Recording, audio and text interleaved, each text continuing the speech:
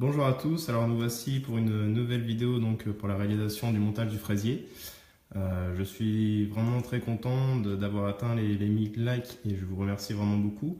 Nous sommes actuellement à 1033 likes et j'espère que ça ne va pas s'arrêter là. Je compte sur vous pour partager encore et encore. Donc voilà, donc aujourd'hui pour vous remercier comme promis, on se retrouve pour le montage du fraisier. Alors pour le montage du fraisier, vous aurez donc besoin d'une feuille de génoise. Donc là c'est du 40-30. Vous trouverez des recettes sur internet, donc comme je vous avais dit préalablement, je ne peux pas me permettre de vous donner plusieurs recettes, étant donné que c'est des recettes professionnelles.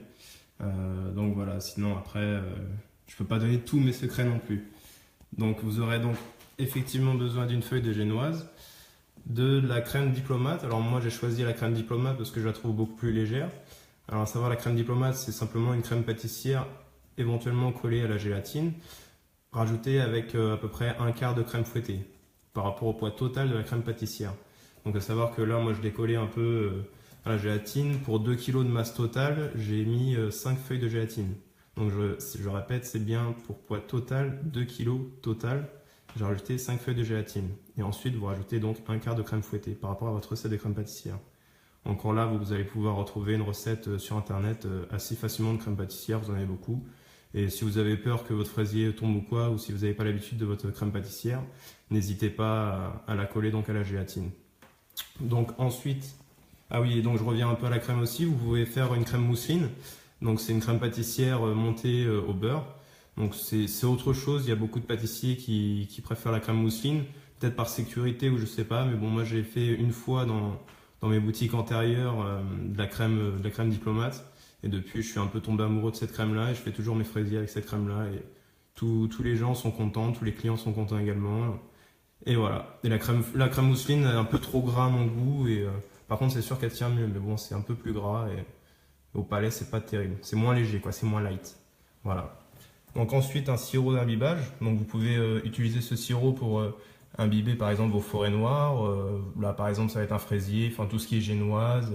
Les dacquoises, faut éviter. Enfin en général, les dacquoises, on n'a pas besoin de les imbiber. Donc voilà. Alors ça, la recette, c'est autant de sucre que d'eau à faire bouillir. Et donc voilà, c'est tout simple, hein.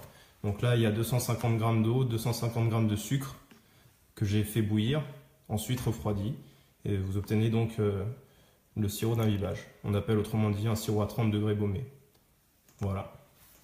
Vous aurez également besoin d'une palette, un couteau, un ciseau pour couper le rhodoïde, qu'on va disposer autour donc, du cercle, une poche à douille, mais ça c'est pas une obligation, c'est une préférence parce que je préfère travailler proprement et vous allez voir à quoi elle me sert. Donc c'est pas une obligation, vous pouvez faire autrement. Vous avez également besoin de 2 cercles. Ça c'est aussi, vous pouvez changer, vous pouvez ne pas utiliser 2 cercles différents. Vous pouvez en utiliser qu'un seul ou vous débrouiller à faire de la découpe. Mais bon, moi, vu que j'ai le matériel nécessaire, c'est pour ça que j'utilise directement 2 cercles. Vous verrez comment je procède. Et bien sûr, un fraisier ne va pas sans fraises. Voici les fraises qu'on va utiliser pour le montage du fraisier. Donc voilà, à peu près la vue d'ensemble. Alors c'est parti, on va commencer par la disposition des fraises. Mais avant, on rajoute le rhodoïde. Bon, je suis désolé, j'ai un petit bobo. Rien de grave. Donc moi, j'utilise bien la soudure que vous voyez ici. Je l'utilise pour me servir un peu de repère lorsque je décore le fraisier. Parce que par exemple, si je mets le rhodoïde, la jointure ici, à savoir que devant, vous avez soit le scotch. Donc ah oui, il y a aussi un petit morceau de scotch. Bon, moi, j'ai mon petit autocollant de Patty-School. C'est pour éviter d'avoir le scotch derrière, devant ou quoi. Mais bon, là, étant donné que c'est le logo qui est devant, voilà. Ça va donner ça une fois qu'on va l'enlever. Si vous voulez, bon là, je l'ai monté, hein, mais derrière, au moins, il y aura le repère là. Et je pourrais marquer ce que je veux là, joyeux anniversaire ou autre. Et je saurai automatiquement que mon logo est devant. Voilà. C'est parti.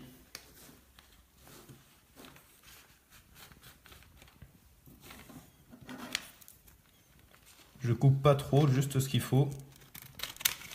Voilà.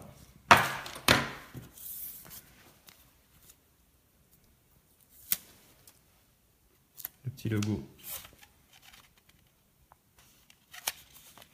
Voilà. Qu'on vient coller.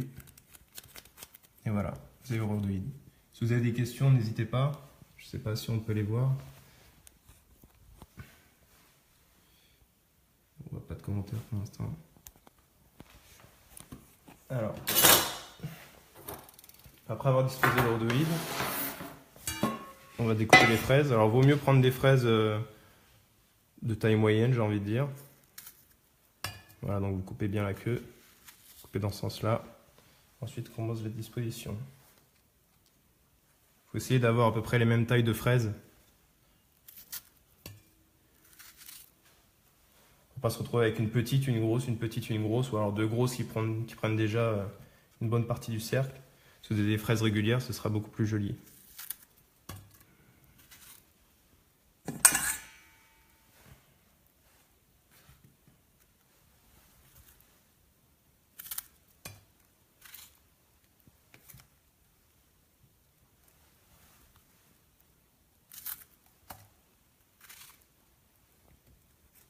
C'est ça qu'on voit pas les commentaires. Si, la génoise vient après. Donc la génoise, je la mets après. Vous allez voir.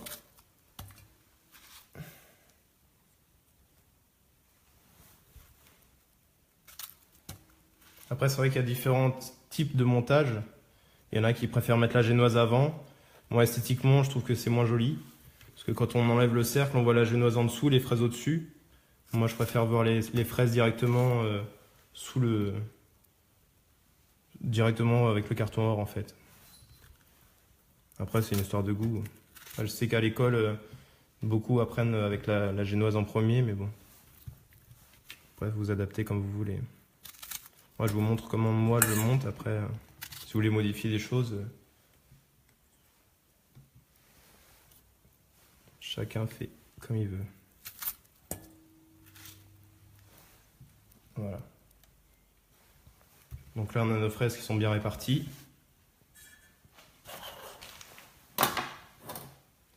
Ensuite, c'est là qu'interviennent les deux cercles, enfin un des deux cercles.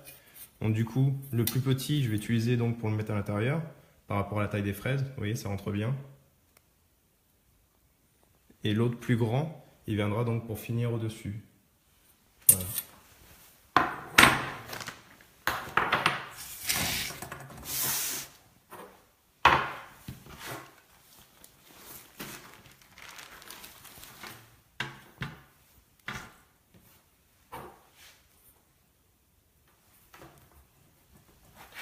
Pareil, si vous n'avez pas de cercle, là, vous pouvez découper comme ça avec un couteau ou autre, hein, ça va tout aussi bien. Voilà. Et moi, la génoise, je préfère la mettre à l'intérieur.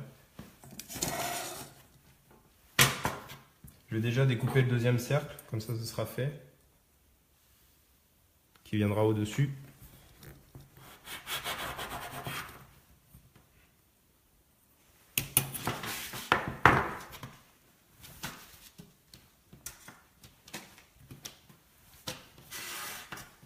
Voilà.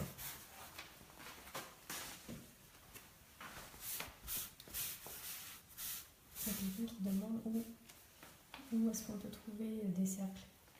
Alors vous avez sur internet, vous avez plusieurs sites, mais moi j'ai trouvé un site internet super, je vous le mettrai dans les commentaires si vous voulez. Je vous avoue que je ne me rappelle pas si c'est CDMD Le Fournil de mémoire. CDMD, oui, Le Fournil. Et je vous redonnerai le lien, il n'y a pas de souci. Moi, j'ai pris beaucoup de cercles, bon, on va dire une dizaine de cercles. C'est là que j'ai trouvé le moins cher en fait. Donc c'est pour ça que je les ai pris là-bas. Sur internet, ça se trouve. Donc après, on imbibe. On peut imbiber plus ou moins généreusement. Pareil, il y a des boîtes où c'est qu'ils imbibent pas du tout. Après, c'est encore une fois au goût de chacun. Vous pouvez plus ou moins imbiber suivant l'humidité de votre génoise, si elle est plus ou moins cuite.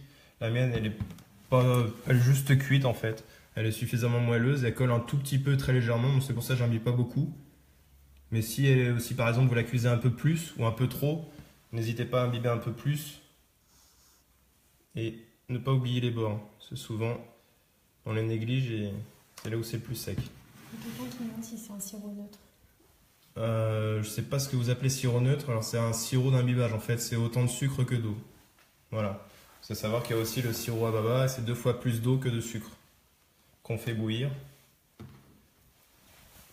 Et on attend que ça refroidisse. Voilà. Donc voilà pourquoi je vous expliquais tout à l'heure la poche à douille. Encore une fois, c'est pas une obligation. Moi, j'aime bien faire les choses proprement. Voilà, j'en mets un peu dedans.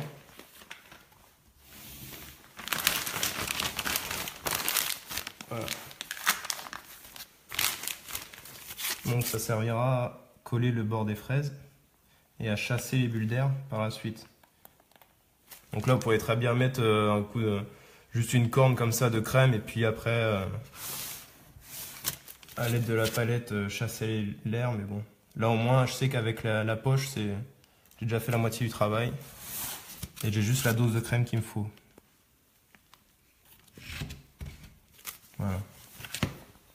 Donc ensuite, avec la palette, on va vraiment faire un effet de ventouse pour chasser les bulles d'air, pour que les bulles d'air elles sortent là, et de sorte à ce que quand on retire le cercle, qu'on ait bien les fraises et qu'il n'y ait pas des grosses bulles d'air collées sur la crème. Donc vraiment pour que ce soit très esthétique. Donc vous voyez mon geste.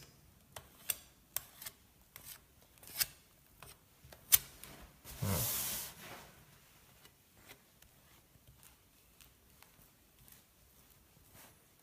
Donc là, on est sûr qu'il n'y a pas d'air en dessous. Après, ça peut arriver une ou deux bulles d'air, hein, ça n'est pas à l'abri, mais bon. Donc ensuite, je remets un petit peu de crème en dessous. Là, faites attention de ne pas trop vous faire avoir. Parce qu'au début, on a envie de mettre de la crème en dessous, après on met des fraises, et puis après on remet de la crème, on met le biscuit, puis quand on met le biscuit, bon, on se rend compte qu'on a mis trop de crème et trop de fraises, et au final, vous avez le biscuit qui dépasse du cercle. Donc ça aussi, ça vaut mieux rajouter de la crème après, plutôt qu'en mettre trop dès le départ, et puis après, s'embêter à en retirer, et voilà. Voilà. Donc vous voyez, j'ai pas retiré spécialement plus de crème. J'ai retiré que ça de crème sur tout ce que j'ai mis avec ma poche. Donc c'est pas énorme. Donc ensuite, on met les fraises.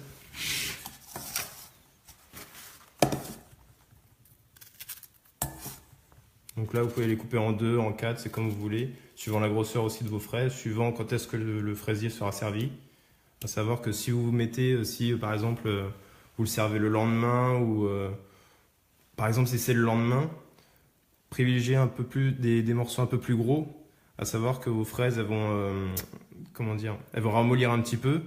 Donc du coup, c'est sûr que si on met des petits morceaux de fraises, bah, au bout d'un moment, vous avez de la purée de fraises au lieu des morceaux dedans.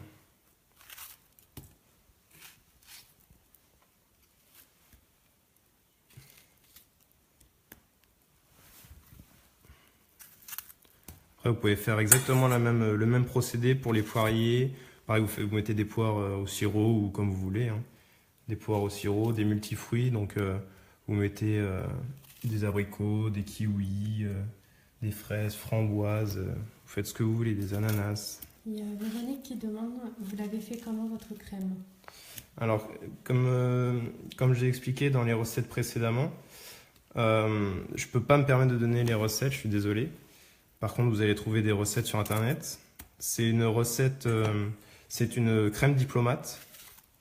Donc, par contre, je peux vous dire le pourcentage de crème, c'est un quart de crème fouettée par rapport au poids total de crème pâtissière. J'ai bien dit poids total parce que si vous partez sur le poids dès le départ, par exemple, moi j'avais 1,5 litre de lait, ce qui m'a fait au poids total 2 kg de crème pâtissière. Donc j'ai rajouté 500 g de crème fouettée. Et vous pouvez faire également la même chose avec une crème mousseline. Donc c'est une crème pâtissière montée au beurre à froid. Mais comme je disais tout à l'heure, c'est vraiment beaucoup plus gras. Et après, c'est vraiment, si vous avez vos habitudes avec une crème mousseline, faites avec la crème mousseline. Moi, j'aime pas spécialement, mais c'est plus un avis personnel. Après, moi j'adore la crème diplomate, donc je préfère la crème diplomate. Mais c'est sûr que la crème mousseline, elle tient beaucoup mieux avec la quantité de beurre. Ça tient beaucoup mieux, on est sûr que le fraisier va pas tomber, mais bon, au palais, c'est pas forcément agréable. Mon avis personnel, encore une fois.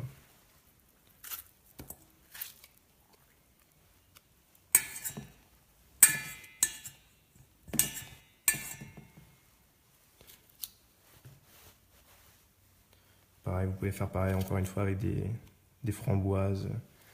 Tout est possible. Donc voilà, on commence à pas être trop mal.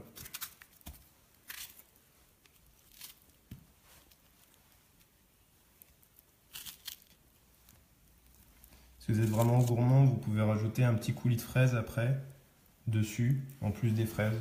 Ça va donner un petit goût sucré et ça va redonner un peu de peps au goût fraise en fait, mais bon, de la confiture de fraises ou autre. Mais... Nour qui demande, peut-on ajouter de la gélatine pour que le fraisier tienne? Oui, exactement. Moi, dans la crème diplomate, donc celle-ci, j'ai rajouté de la gélatine, à savoir, j'ai rajouté 5 feuilles de gélatine pour 1,5 litre de lait pour la crème pâtissière. Et donc voilà, vous pouvez très bien rajouter de la gélatine au moment où c'est que vous faites votre crème pâtissière. Il n'y a aucun souci. Après, ça dépend. Les recettes de crème pâtissière, moi je sais que celle-ci, j'avais besoin de rajouter un peu de crème pâtissière par rapport au montage de fraisier, mais pour d'autres choses, par exemple pour le millefeuille, juste une crème pâtissière, crème diplomate, ça va très bien. Mais bon, là, vu qu'il faut que ce soit un gâteau qui tienne, vu ce qu'on rajoute dedans, des fraises, de l'humidité, avec le sirop d'imbibage, plus la génoise, tout ça, faut qu'il y ait une petite structure. Après, c'est sûr que quand on va couper, ça va pas faire un effet comme la mousseline, où c'est que ce sera très gélatineux. Là, le but, c'est vraiment que ça tienne. C'est pour assurer le coup, quoi, si j'ai envie de dire. Donc voilà, donc là, en fraise, on n'est pas trop mal. Là, encore une fois, je sais que je me répète, mais vous pouvez mettre plus, en mettre moins, c'est comme vous voulez.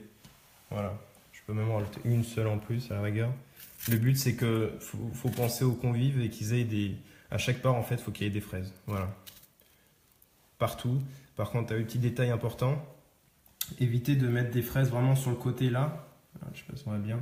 Voilà, de vraiment les mettre. Là, je vais pas le faire pour pas rater, mais voilà, faut pas mettre la fraise là et puis l'enfoncer parce que sinon sur le bord, là sur le bord, quand vous allez enlever votre cercle, vous allez voir la fraise et c'est pas le but. Enfin, le but, c'est quand on retire le cercle, qu'on voit toutes les fraises qu'on a mis tout à l'heure, sans bulle d'air et puis sans fraises apparentes au-dessus, autres que celles qu'on a mis autour. Voilà. Donc là, je pense qu'en fraise, on n'est pas trop mal.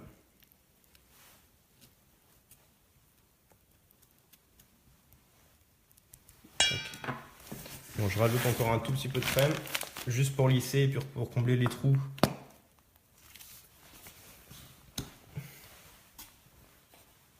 Entre mes fraises.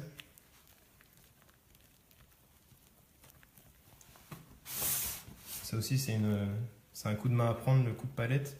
Mais pensez à bien essayer de chasser l'air, vraiment en appuyant un petit peu dessus pour chasser vraiment l'air entre vos fraises, de sorte à ce que la crème y aille bien dedans en fait. Voilà.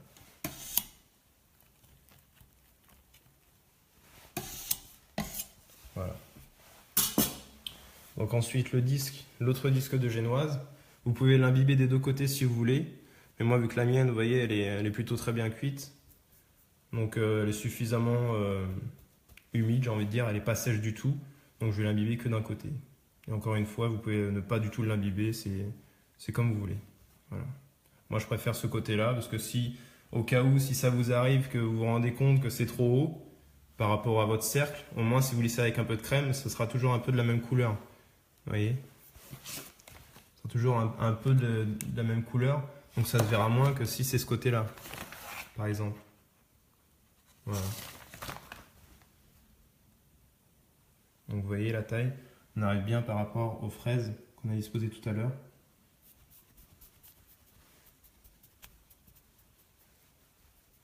Si j'oublie de vous mettre le lien des cercles, n'hésitez pas à me le rappeler ou à m'envoyer un message privé, je vous le donnerai avec grand plaisir. Voilà, donc je vais réimbiber un petit peu.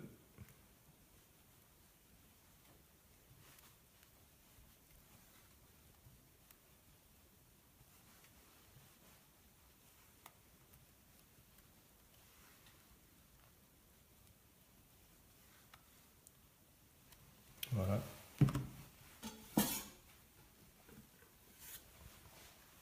Ensuite, un peu de crème pour finir, pour lisser le tout. Encore une fois, vous pouvez chasser l'air que vous avez sur les bords, là, par exemple. Et si vous faites ça, bon, ça se verra pas, mais bon, faut penser au client, il achète quand même quelque chose, il n'achète pas de l'air.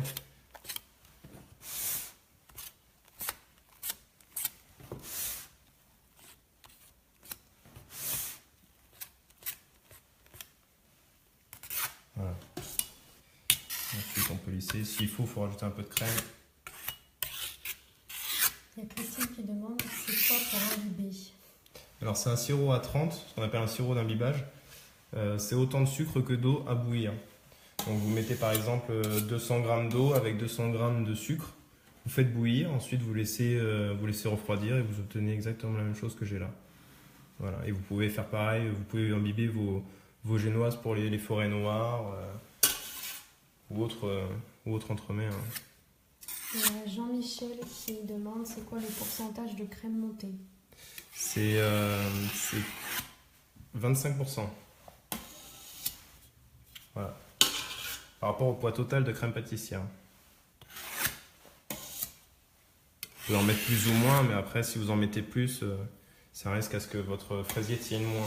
Vous pouvez en mettre un peu moins si vous voulez.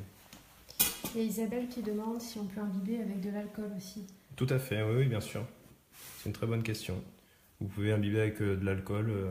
Ou le mieux, c'est de mélanger. Après, l'alcool directement, si vous voulez, mais ce sera un peu plus fort. À savoir que là, le but, c'est mieux de rajouter l'alcool dans votre sirop. Comme ça, ce sera moins alcool, quoi. Voilà. Et vous pouvez faire exactement pareil avec l'alcool si vous voulez, ça, il n'y a pas de souci. En général, on rajoute au sirop à 30. Donc voilà, après, pour ce qui est du montage du fraisier, moi, j'ai fini mon travail. Donc là, en fait, le but, c'est de le laisser un peu reprendre au réfrigérateur. Sachant que c'est mieux, votre crème va se reprendre, la gélatine va se reprendre, le beurre que moi j'avais mis dans ma crème pâtissière, pareil. Moi, dans ma crème pâtissière, il y a du beurre, mais vous pouvez ne pas en mettre. Moi, c'est ma recette qui est comme ça, voilà. Que tout se reprenne en fait, que tout reprenne sa place. Et ensuite, soit vous mettez une pâte d'amande dessus, soit une meringue italienne. C'est comme vous voulez. Donc voilà. Il y a juste Isabelle qui veut des précisions là sur le sirop. Oui. Elle demande si on rajoute le rhum une fois que le sirop est cuit. Oui, vous pouvez le rajouter après ou avant. Sachant que si vous le rajoutez avant, vous n'aurez pas le goût alcool. L'alcool va s'évaporer, vous aurez toujours un peu le goût. Le mieux, c'est de le rajouter à la fin quand même pour sentir le rhum, parce que le but, c'est qu'on sente le rhum.